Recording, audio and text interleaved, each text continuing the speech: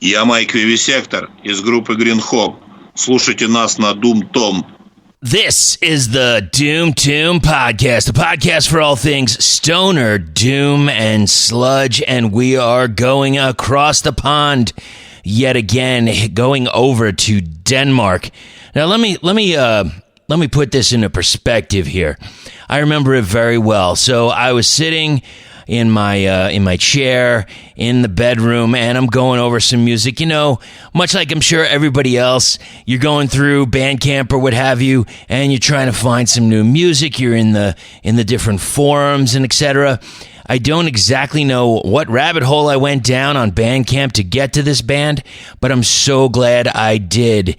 And you know, as I'm listening to them, I got a message from my good buddy Sanjay, and Sanjay messaged me and says, "Hey, have you heard of this band yet?" And I said, "Dude, I'm actually listening to it like right now. It's so weird." So either way, we got to get into this now. You know, they had this release, and they did it digitally, and in due time, it will be on vinyl, and that should be the middle of August of this month. They're from Aalborg, Denmark. I don't know if I'm even pronouncing that right, but they're also second on the charts, just behind Valkyrie in the Doom charts for this month. This is Johnathan from the band Bogwife. Oh, and in case you didn't know, this is actually their first interview. So, you know, I think everything went pretty damn well. You know, they told me afterwards they sound like seasoned pros. So let's get into it. Okay, so here's the thing. Every once in a while when I see a name from someone overseas, I'm not always sure. Most of the time I kind of screw it up. I believe it's Aalborg, Denmark, but I could be wrong. But I am with both Jonathans from the band Bogwife. Guys, how you doing today? Good, thank you. We're doing good. Now, you guys, I tell you, man, as we're talking today, the latest Doom charts was released, and there are a lot of people talking about, hey, Bogwife, it's going to be in my list for albums of the year, and you made it up to number 2 on the Doom charts. How's that feeling? Amazing. Surreal. Yeah, it's completely surreal. Well, you know, you put out some incredible material, but, you know, speaking of putting out the material, there's something going on in Denmark with a block of music right now. Can you explain that for me? Well, yeah, it's the organization called Coda, which is it's like a composers and musicians' rights organization. So it's the organization that makes sure that musicians and composers get paid for whenever people use their material. That sounds good. So they track down everywhere they can see that it's been used. They will make sure that you get a fee from that because it's your music. Gotcha.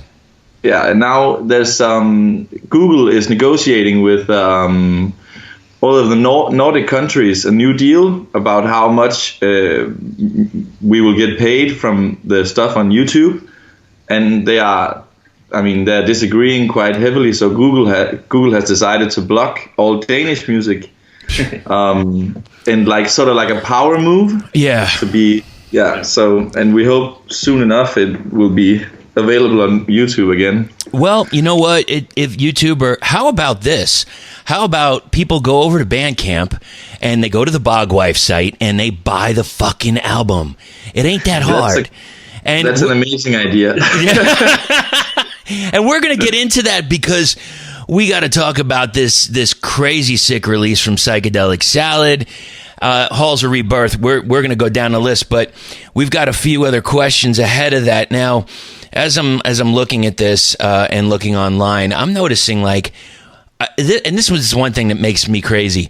We're 5,300 miles from each other. That blows my mind. And when I hear Denmark, I don't know. I'll be honest. I suck at geography. I don't know how big this place is. So it's really small. Well, here's the thing. So I I'm looking at this band. I interviewed a band a while ago called Lophius, and they're in Copenhagen. So I'm thinking to myself, I wonder if Bogwife's going to play with Lophius anytime soon. And then I decided to look on the map, and even that is 4 hours away. Yeah. So, the reason I'm bringing all this up is because of venues. And I know we're in a weird time where shows aren't exactly going on, or maybe there is a change. What's going on with shows in Denmark currently? If we are lucky, at the moment they have the virus quite good under control here in Denmark. So right. as it looks right now, everything is scheduled to open again in the 8th of August, I think. Okay. So theoretically we can play again there, but it doesn't look like it's going to be to happen. Or it is going to happen, but with a lot of restrictions. Yeah, they're gonna negotiate it pretty soon, we think. Yeah. So we'll get a statement from the government within this week. Yeah, next week probably. Yeah. Okay. So approximately a venue, people have to sit down. Yeah. At the venues, and they can only have like half of capacity, I think. So it's gonna suck big time. Yeah. But it's something, It is something, sure. It's still playing live.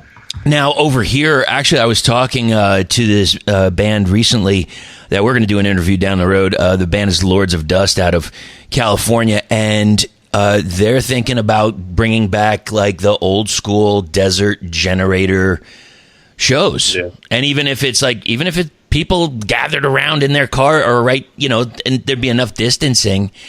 I mean, one of the other reasons I was bringing this up, there's a place that you played a few times. Is it 1,000 Fryd, Fryd? It's in Danish. It's called Tusindfryd. Bless you. Yeah, thank you. 1,000 what daisies? I don't know. Yeah, it is a flower. Yeah, I don't know I think it's a daisy. Yeah, I'm not sure. But yeah, that venue it's crazy. Really good. It's a crazy venue. And is that one of the venue? I'm sorry, go ahead. It's a DIY venue, so no one is getting paid there. It's like you can go down there, and I book bands there. Actually, I just listened to one of your podcasts with Horseburner. Yeah, and he talked about getting shows in Europe within a lot of shows within 14 days, and I was one of them who booked them in Denmark also. Oh, awesome! So it's a crazy venue, and you can you can just go down there, and if you want to do a show with someone, you're allowed to do it if you want. You just hop on. Yeah, exactly. Because I saw you did way back you did a show with Destroyer of Light. And is it Hell Obelisco? Yeah, Hell Obelisco, I think. Wow, some good. They got some great stuff too. And then you also, I believe this was your last show with Convent. Is that correct? Yeah. I got to tell you, I did not know of them before, and just hearing them, it's all female, death doom. That stuff just fucking blows my mind. It's really heavy. That must have been a great contrast too between your style and that the death doom versus like the stoner doom, the sludgy kind of vibe. Must have been for a great night. But other than that place, where are you able to play, and how far do you have to travel? Like, is there a lot in Aalborg? There is only that one venue who plays a lot of stoner and doom and metal and everything. Yeah, we also do have another venue. We also supposed to play the venues that they are like within 5 minutes of each other, right? Approximately. And we're also going to play there hopefully in October. Otherwise, we have to travel to a town called Aarhus, which is approximately 120 kilometers from us. Okay. That's the second biggest town in Denmark, right? Yeah, I think so, yeah. There is also a couple of venues down there. Otherwise, Copenhagen. And that's like a couple hour journey. It's because like I almost feel like like I'm babied a little bit because I have like 10 venues near me, and here you're saying it's like you could play at that one place, or you have a 2-hour drive, or you have a 4-hour drive. So it must be rough over there. Is there any plans, once everything kind of dies down, hopefully, that Bogwife will make it over to the States? That's the dream. Yeah. We just discussed it today, actually. I don't know. But it's a bit hard to say anything. I mean, we haven't really... We're really almost a bit surprised about how well the Halls of Rebirth has been received. So like all of these dreams that we have, they begin to be like within reach. Yes. And so like going to the States, we just talked about it today. We were down in the rehearsal space earlier.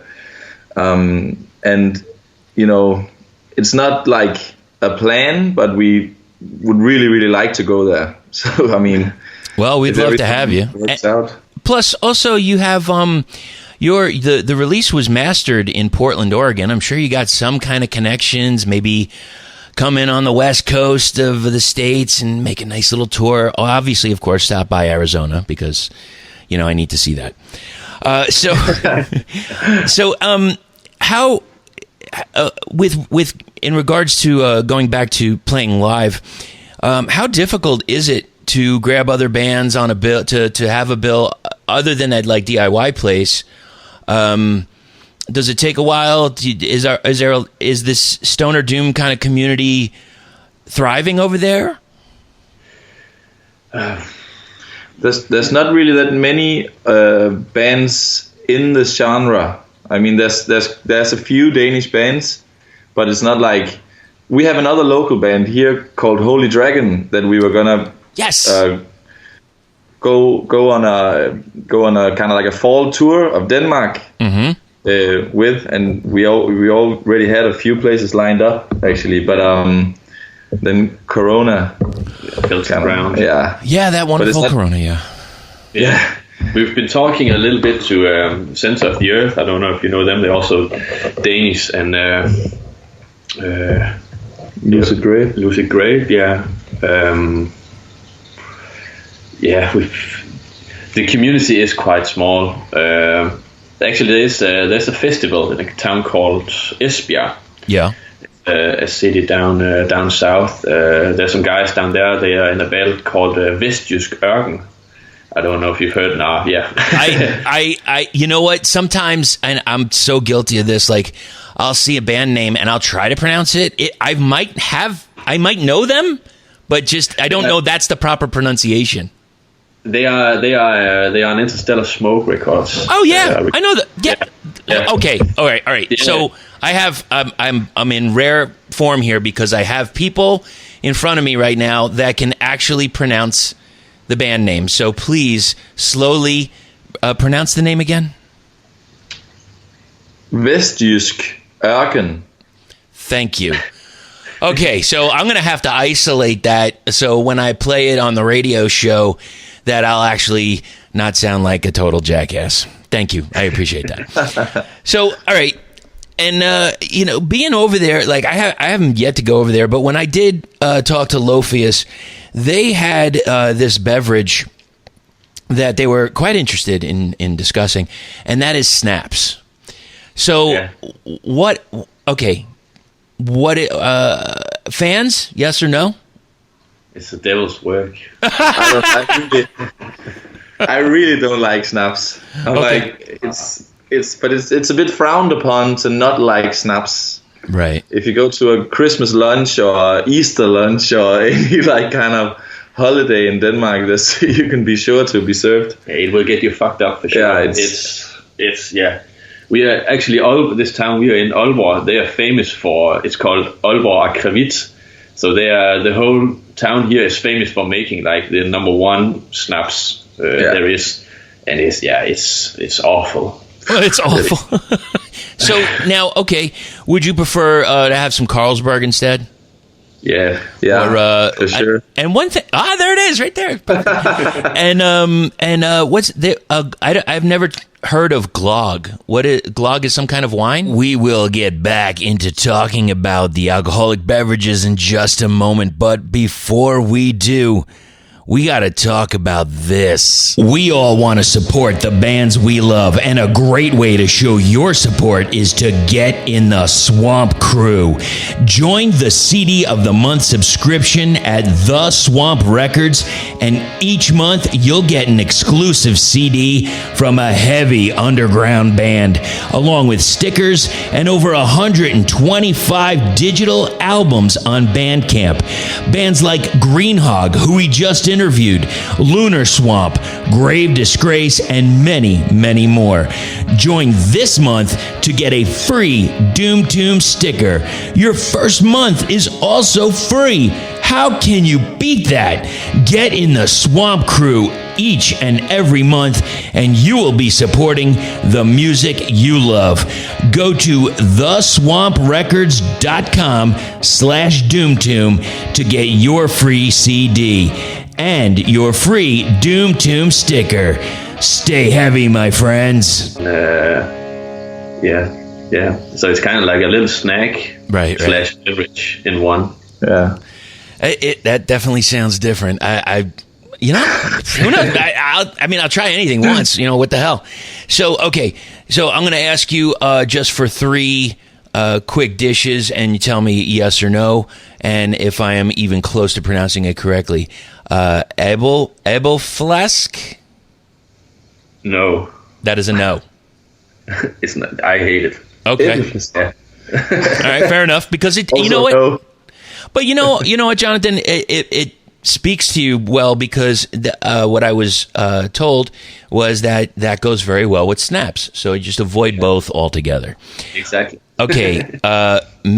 Medisterpos? Yeah, it's a go. Yeah, that's a go. That is a go. That's really good. I like the idea that it comes with the potatoes and pickles. I'm a fan of the pickles, of course. Yeah. And the one thing that, like, over here, it feels like kind of a bruschetta of sorts. Is it smørbrød? Oh, definitely a go. Definitely. Yeah. And there are some places here that are really taking that to another level of, like, artisan crafting food. And in hearing the history, it was like a poor person's dish. Yeah, I think that's because of the rye bread, maybe. Yeah. It's like the rye bread is not very expensive to buy, but it fills up really nicely. It's like you get full from it pretty fast. Right. And I eat it every day, and I think you do as well. Yeah. I also used to work at a little tavern where we would make like big. It's called a Pollex cake. So it's a big, like, not a cake, of course, but like a big piece of bread with all kinds of toppings. That's also like a tradition here in Denmark, that you get that to Very nice. to parties. And yeah. That sounds delicious. I gotta be honest. It's really nice. Yeah. Now I have. Smørbrød is good. What was that? Smørbrød is really good. I saw that in a list. Explain that to me, please. Smørbrød. Oh, that's how it's pronounced? Oh, jeez. Yeah. Oh, I'm an idiot. I'm sorry. I apologize. Let me move away from food. Let me try to just move away from languages that I will butcher. No, that's good. So, okay, this is the last part of the butchering that I'm going to do. The Lindholmen Hoge Museum. Lindholmen Høje? Yeah. Have you been there? Yeah. There seems to be a lot of. It goes back. It's like when seeing Aalborg and that it was founded in the 1300s. It's so rich in history, and to actually, whether it's I'm listening to an Amon Amarth song or something, and I hear the Vikings and the this and the that. It doesn't. It almost doesn't feel real. It almost feels like mythology. But these are where Vikings were. I mean, and it's a dedication to them. Okay, so there's this other museum that is in your area. I can't even figure this out. Grabrødrekloster Museet. It's Gråbrødrekloster. I think it's the monastery of the Grey Brothers in English. Oh, okay. That's the underground museum, right? Yeah. And I've looked to see how long, because I would like to see that someday. I know that might not take a long bit of time. So what is it? So it's like, it looks like there's this piece on the surface, and then you pay, and then it just takes like an elevator down or something. Yeah. It's basically just a glass, casing for the elevator. It's only the elevator up top. Right. Then you just walk into the elevator and go down, and then there's like this walk underneath the surface of Aalborg, where the old town was, presumably. There's like a bunch of like skeletons and weapons and stuff like that. Yeah, I saw a bunch. It really is interesting. And lastly, this isn't like a museum or anything, but have you guys ever been to the Wharf Bar? The Wharf? Yeah. Yeah. It's good. Actually, we are moving in together, me and Johnathan. Yeah. With my girlfriend, and that's the Wharf. The bar is 10 seconds away from our apartment. 30 meters. Yeah. That could be a good thing or a bad thing. Yeah, that could go both ways. Yeah. And thank you for that, guys. I always like when I see somebody that's across the pond or whatever you want to say. I like getting a little bit of the culture because, I'm American, so I feel like it's not really, and I'm in Arizona. I mean, what do we go back to the 50s, 1950s? That's as far as we go. So I'd love to hear some of that. So let's talk about this. Halls of Rebirth, because, I mean, debuting number 2 on the Doom charts. Amazing. And the name Bogwife itself, where does that come from? You want to take it? Well, it's a Danish myth about this witch, or kind of like a troll woman that lives in the bog, and then when sometimes in the morning or in the evening, there's like this mist over the wetlands. Yeah, the wetlands. Plain areas. And you would be told as a child that now the Bogwife was brewing. Then she was like stirring her big pot of some kind of drink or soup, and that would be like the fog coming out from that would be her brewing in the middle of the bog. Oh my gosh. It's a very old folk tale, and people used to be extremely scared as soon as there was this kind of fog and mist, because she wasn't necessarily evil, but in the bog there were other creatures that were evil, so that would use the mist to kind of lure other people in to the bog and then take them. Okay, so both of you, when you were young men. Was it scary to you? Was it like something that you wanted to go near? Did it draw you in? Like, I have clear pictures in my head as when I was as a small kid, and my mom was telling me now the Bogwife is brewing, and we could see it over the areas, and I was getting all these pictures in my head. So I was scared but also intrigued. It's for sure. It was an exciting tale, and everyone knows it here in Denmark. It's a common folk tale. Of course not so scary anymore, but no. Okay, so go ahead. And we also draw a little bit of the inspiration from people used to be sacrificed in the bog here in Denmark. So we actually have some mummified persons. Bog people. Bog people, they are called. We have mummified persons here in Denmark, which you can still go and see. There is actually a museum down in Aarhus, the town. There's 1.5 hours from here, where there is one of these mummified persons that you can go down and see. It's called Cowbelleman, right? Yeah. But there's a couple of those. I think we have 10 or so in Denmark. Yeah. But there also, I read on our YouTube video, the one that Mr. Doom has posted, that there was like this Irish guy asking if it had anything to do with the bug people in Ireland as well. Yeah. So I think as well over there, I just read up a little bit about it in Ireland, and that's the same. People being sacrificed. Sometimes people have just fallen in and then they become mummified. But at other points, it's like they can see that they've been killed in sort of like weird ways. Right. So they think it's sacrifices to some kind of entity in the bug. Yeah.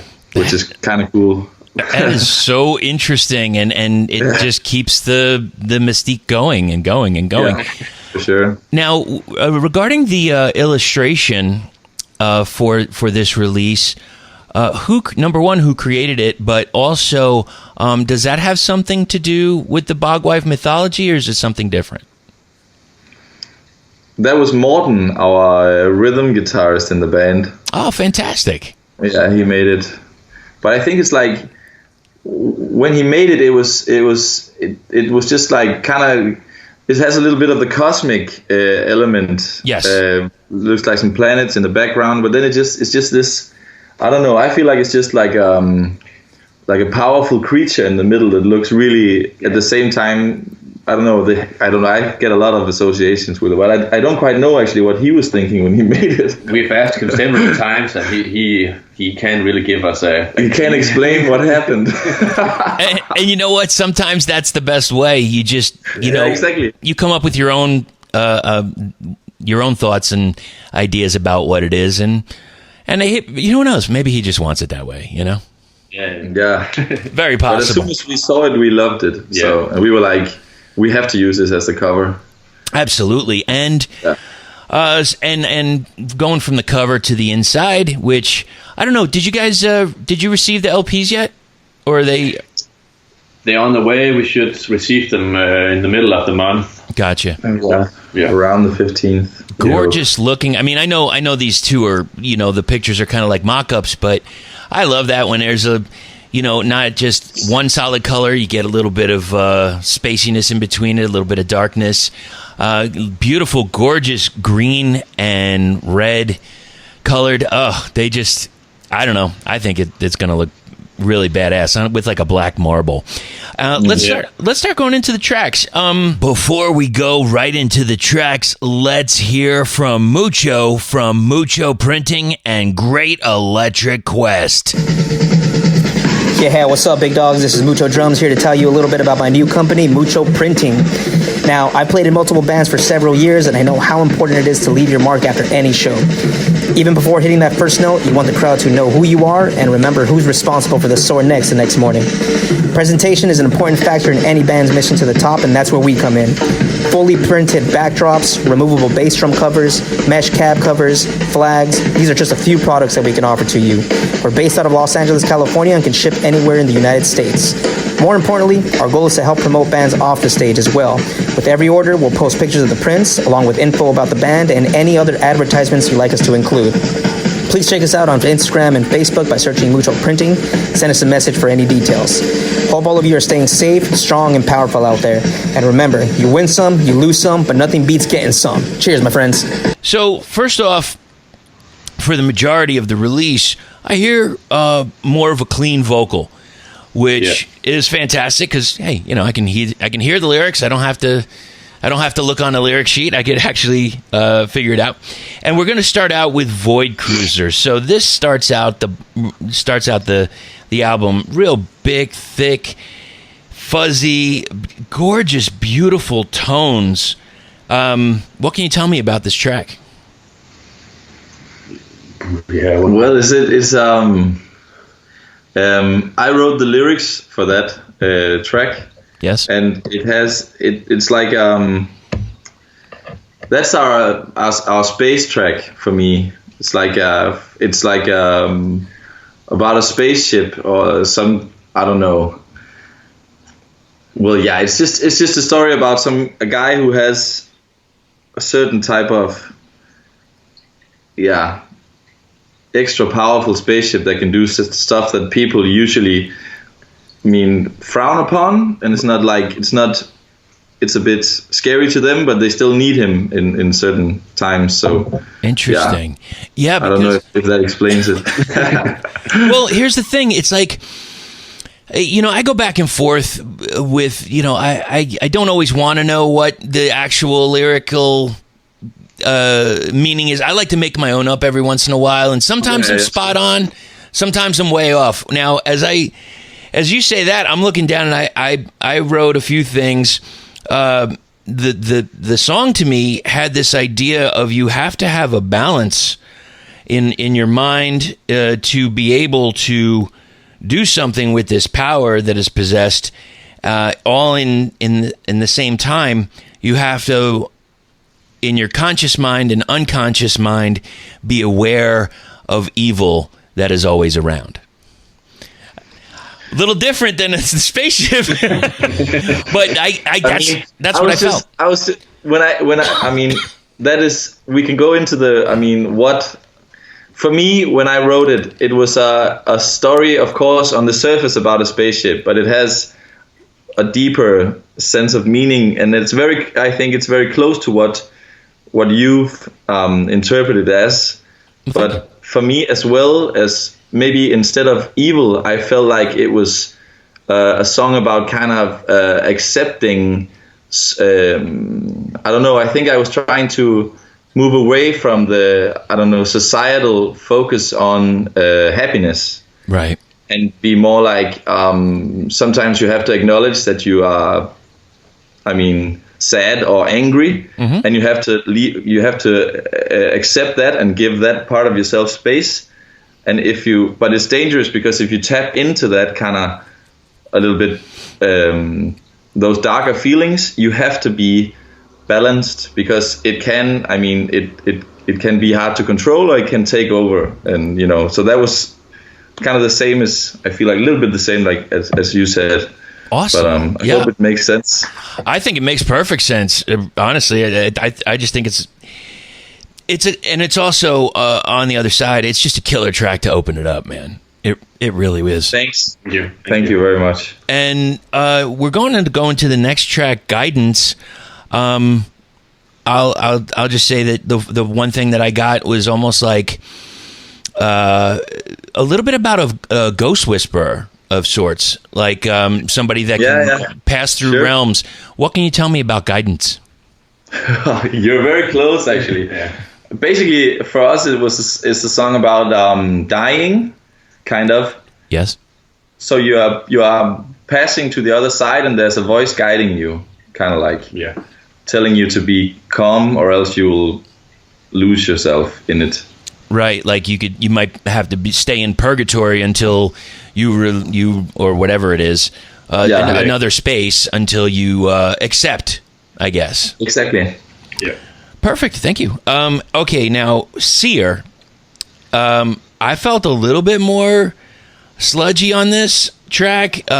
Second half of it, totally grooving out on it, and the only word that I could come up with that I was feeling was Viking.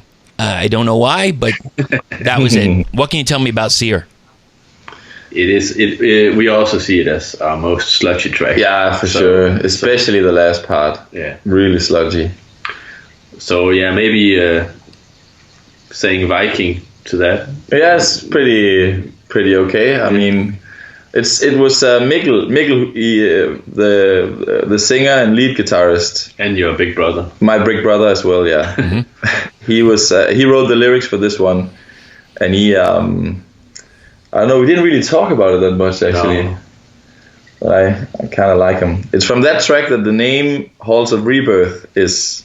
It's from those lyrics that also came. Yes. And I mean, it's like you were saying before, Johnathan, it's like, and it's kind of funny that I could say Johnathan and I could talk to either one of you. It could be anyone. Yeah, so I'm not talking out of tune here. But when you said, a sludgier, especially at the end, but the one thing that I like about this is it's sludgy with the groove still. You still got a groove in there. It's not... I'm a fan of noise rock as well, but there's something... It's succinct with it, and you just kept on going, which I found just fantastic. Really. Thank you, man.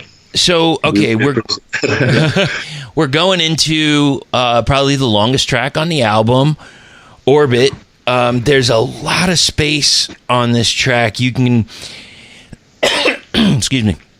At first, I thought it might have been, like one of the quietest songs for about a minute, and then it just kind of went up and then went down, and then it's that true roller coaster ride of a song.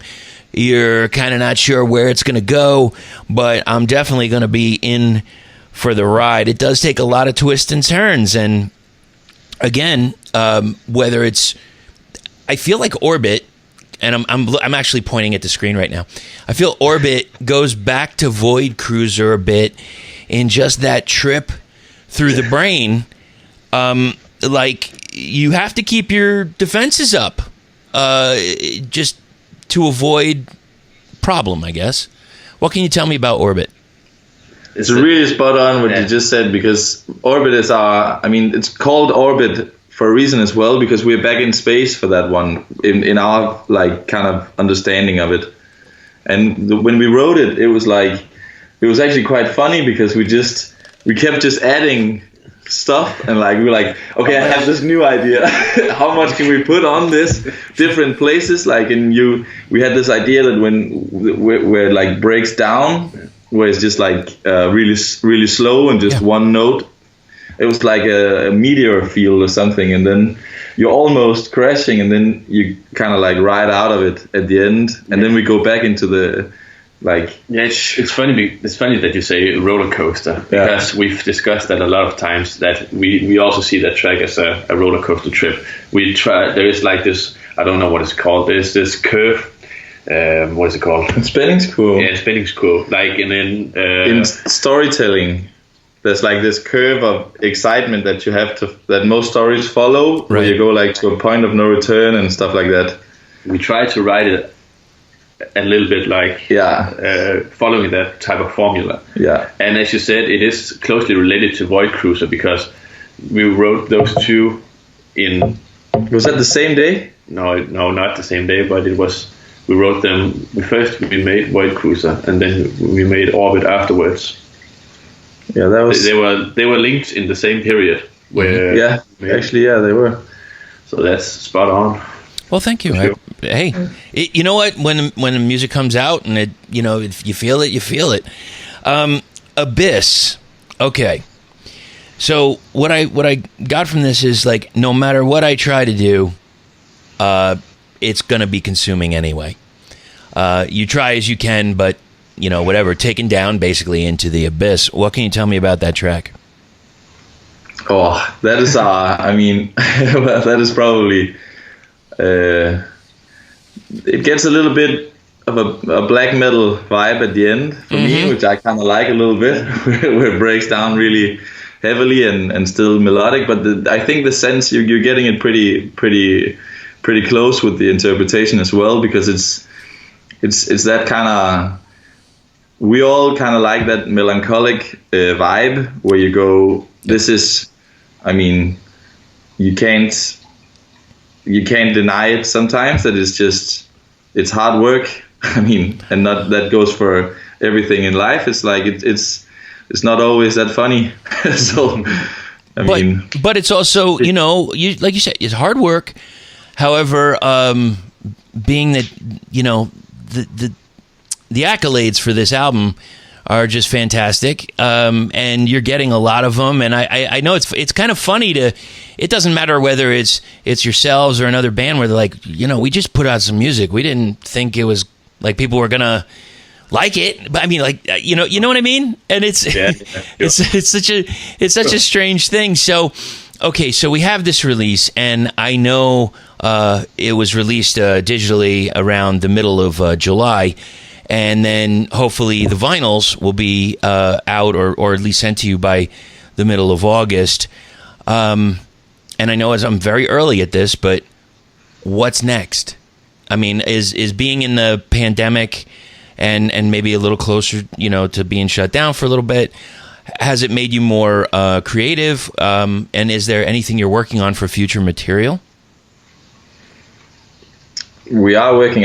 We actually have 2 songs now that are not done, but they're getting there. I mean, we're still working out where the vocals should go and how the melodies should go on the first one. Sure. And the second one is kind of like, we are, I would say, probably halfway there with the, the skeleton of it, like how we want the pieces to go. But yeah, we are, I mean, I don't know if the pandemic has made us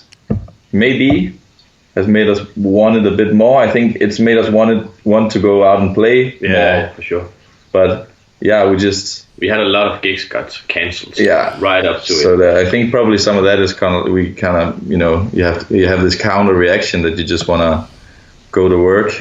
So we usually put deadlines on ourselves. Otherwise, we'll just fade on. But we need to have deadlines. We actually talked that. We discussed. We discussed today that the goal right now is to head back in the studio in December. Yeah, awesome. And we have talked to a lot of people about gigs in the nearest future. But again, everyone is on standby right now and waiting for what the government will say. Of course, it needs to be like. It still needs to be responsible. We need to, of course. But we don't know when we're going to play live. So the thing that's easiest to like put a time on, like a deadline or a date on, is like making new material, right? And going to record again, because I mean, we loved it the last time. That was really, really fun experience. And Jacob, the guy who produced this, is so really, really good at like he had such a great hand on it, like making us that extra kind of. Yeah, he's a heavy dude. Yeah, he's so good at that. telling us when to do what. I mean, like, why is it sounding so bad now?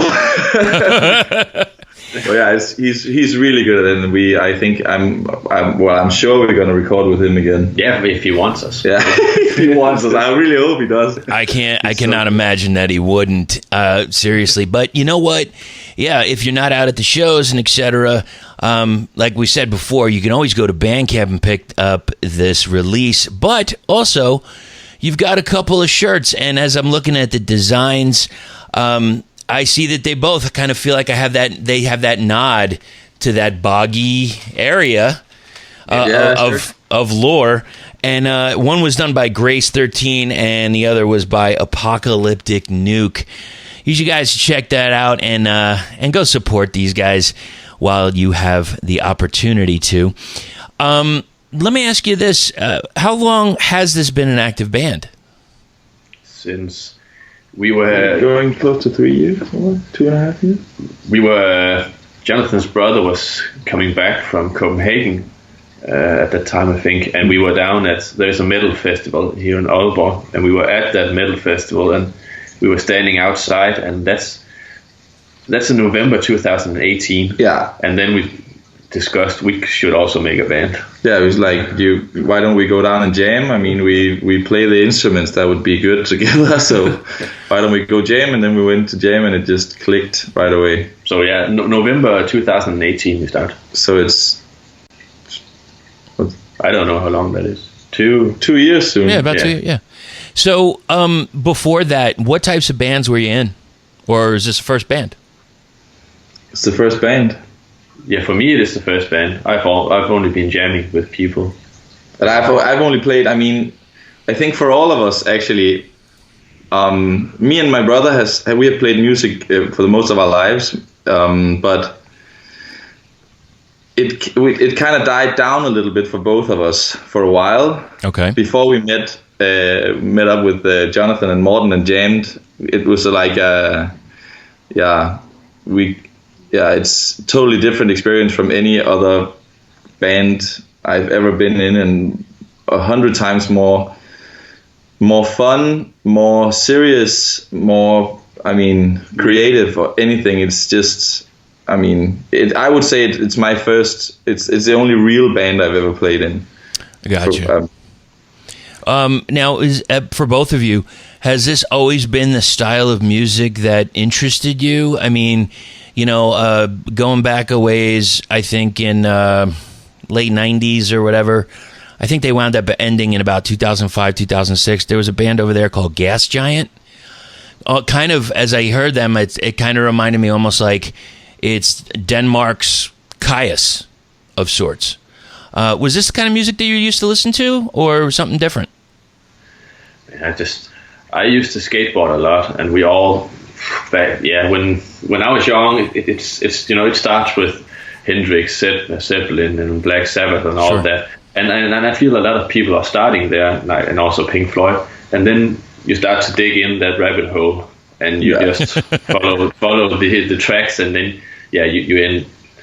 Yeah, I don't know. Yeah, for me, like stoner and doom as genres are pretty new to me. Mm-hmm. But I've been listening to like metal for a long time, but stoner and doom, I think actually you kind of introduced me to a few years back, and then once we started playing, everything just kind of took off even more. And I mean, felt real. Yeah, you get more and more into this genre, especially when you play it yourself. I mean, it becomes this obsession. It really does seem to, and it's so much more about like the tone and the quality, and that becomes to equipment as well. Like, it doesn't matter who recorded this, who mixed it, who produced it, whatever. You guys are creating it. And with that, if you could each just tell me what's in your rig rundown. I play a P-bass Fender, and I play through two orange caps, one 410 and one 115, mm-hmm. and an Ampeg SVT classic head and an orange Terra bass head also. Okay. That's He has spent so much money on his gear. Hey, you know what? It sounds like it's worth it. I mean, there's nothing cooler for me when I see a nice fat thick stack on stage and just like, oh, that's going to be deafening. Oh yeah. I think I can run down. Yeah, both guitarists. They play. Morten plays through a Marshall JCM 2000 DSL 100 head and a 412 cabinet, and Mikkel plays an old Peavey head. What's it called? Peavey Musician 400, I think. Yeah, I think that's. And he also plays the Orange Crush 120.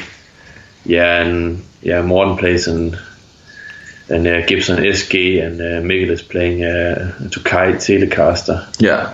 And we also have an Epiphone Les Paul laying around down there. And don't get him started on the pedal boards. No, we have too much. That's a long discussion. You know, it seems to be a long discussion for a lot of bands. How about this? Give me your top 3 pedals that you're using. I use the Idiot Box, blower box. That's on all the time. Right. And Morten, because he is on a budget, so he's playing with the Behringer SF300, the replica of the Boss Hyperfuzz. Don't forget the Dungeon Master. Yeah, and also he is also playing the Idiot Box Dungeon Master. And Mikkel plays with a lot of, I think it's called Friedman fuzzes. Yeah, I think it is the Friedman fuzz as well. Yeah. The top 3. Yeah, everything Idiot Box makes. Mm-hmm. Shout out to them. Was it Valhalla? You play that as well? Yeah, also I have the whole album I recorded on bass. I used I think it's a Brooks Blackhawk over in the States. I think Blackhawk amplification. Okay. Yeah, Blackhawk amplifier. Yeah. And Morten used the Dungeon Master on the album a lot. Yeah. Nice. Yeah. So here's the thing, Johnathan. So you got those pedals, but if you're doing new material, you might have to buy a few more pedals. Exactly. Just in case. Exactly. You never know. Well, guys, I want to say thank you very much. This is just, I really appreciate you taking the time. I know we've got a huge time difference. Also, I didn't ask this earlier, but I'll ask it right now. Do you have a question that I can ask the next band I interview?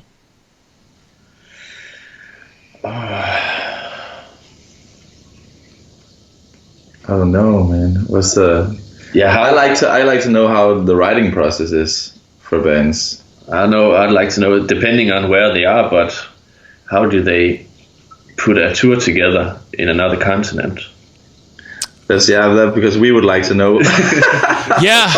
Oh my gosh, there's so many people. We'll talk off mic about that, and a lot of different ways that you can do it and get it accomplished and actually have a successful tour. Of course, that's just being that everything's going to come out okay, which we don't know yet. So we're in the process of it. So again, Johnathan, thank you so much from the band Bogwife for taking the time, and I hope that we'll talk again really, really soon. Hope to. Thank you. Thank you too, man. Yeah. Thank you very, very much. Thank you so much to Johnathan and Johnathan for being on the podcast. Fantastic. I had a really great time hanging out with them, and I just love the fact that afterwards I heard that this was their first interview. Incredible. I hope they have many, many more, and I wish them much success. The release is fantastic. Go over to Psychedelic Salad or go to Bandcamp, and it will direct you to where you can purchase whatever you need. Social media, doomtombpodcast. Very easy to reach us. If you, by chance, would like to leave a review on iTunes or somewhere else, leave it on the social media sites. That'd be fantastic, too. I would love that. How many times am I going to say the word fantastic? I really don't know, but I'm sure it will be fantastic. Email doomtombpodcast@gmail.com. That is how to reach us. Craniumradio.com is where I have a show, the Doom Tomb, Sunday evenings, 6 to 9 p.m. Eastern Standard Time. You'll hear all this kind of music and then some. Every once in a while, I go a little long. You never know what I'll play. It will be kind of a mystery. Thank you also to Mucho Printing and Fuzzy Cracklins for supporting us and giving us some help in steering the pirate ship here, or whatever you want to call it. So, that's about it, man. Thanks, guys. Really appreciate it. What else we got coming down the pike? We have another interview coming up right around the corner. Bloodshot Buffalo. What is that? Well, you're going to find out. It's coming up soon. So until that time, next time, meantime, and in between time, enjoy yourselves. Stay happy, stay healthy, and above all, don't forget to stay heavy.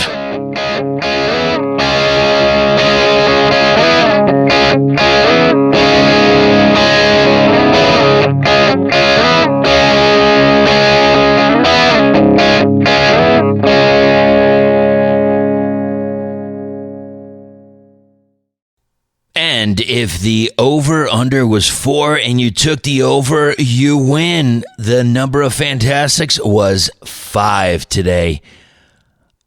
Incredible. We'll talk to you soon. Take care, everybody.